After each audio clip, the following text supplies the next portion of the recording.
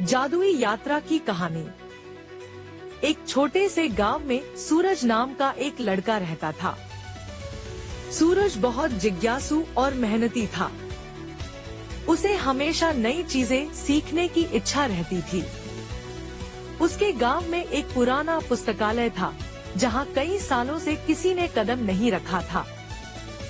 सूरज को किताबों का बहुत शौक था, इसलिए एक दिन उसने निश्चय किया कि वह पुस्तकालय जाकर कुछ पढ़ेगा। जब वह पुस्तकालय पहुंचा, तो वहां धूल से भरी किताबें और पुरानी लकड़ी की अलमारियां थी। सूरज ने एक किताब उठाई जिसका शीर्षक था जादुई दुनिया की यात्रा।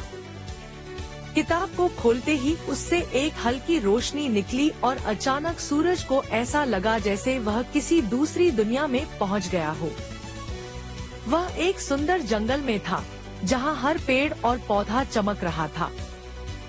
सूरज हैरान था, लेकिन उसे डर नहीं लग रहा था। तभी एक प्यारी सी नन्ही परियों की टोली उसके पास आई। परियों ने बताया कि वह जादुई दुनिया में आ गया है और उसे यहाँ एक खास मिशन पूरा करना है। उन्हें अपनी दुनिया में खुशहाली लौटानी थी, लेकिन इसके लिए सूरज को 3 चुनौतियों का सामना करना होगा। पहली चुनौती थी एक पहेली हल करना, जो सूरज ने अपनी बुद्धिमानी से आसानी से हल कर दी।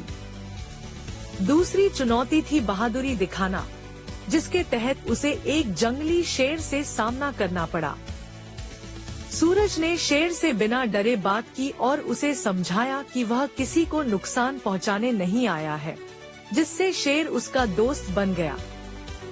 तीसरी और अंतिम चुनौती थी दूसरों की मदद करना।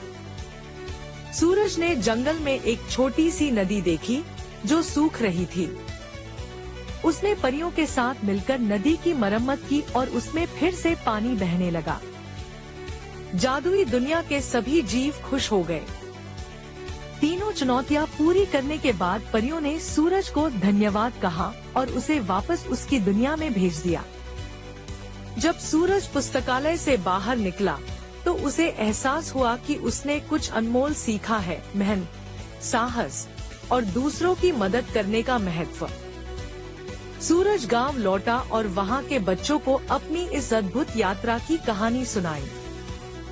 तब से वह न केवल गांव का सबसे समझदार लड़का बन गया, बल्कि सभी का प्रिय भी। यह कहानी कैसी लगी आपको जरूर बताएं।